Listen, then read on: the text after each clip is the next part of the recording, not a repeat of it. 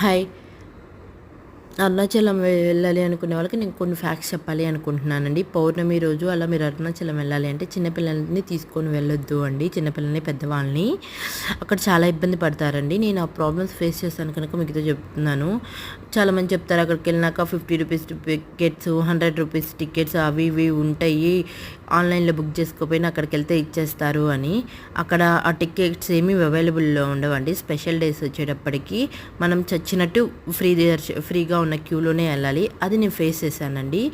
క్యూలో చాలా ఇబ్బంది పడతామండి. మనకి వాటర్ ఇవ్వడానికి ఎవ్వరూ ఉండరండి. లిటరల్లీ 6 to 7 అవర్స్ పడుతుంది దర్శనానికి వచ్చేటప్పటికి. ఎక్కడ కూర్చోటానికి ఇంత కూడా ప్లేసు ఉండదండి. పెద్దవాళ్ళు కానీ ఎవరన్నా కింద కూర్చోడానికి కూడా ఒకవేళ మనం చిన్నవాళ్ళం కింద కూర్చోవాలి అనుకున్నా కూడా క్యూ నిమిషానికి జరుగుతూ ఉంటుందండి.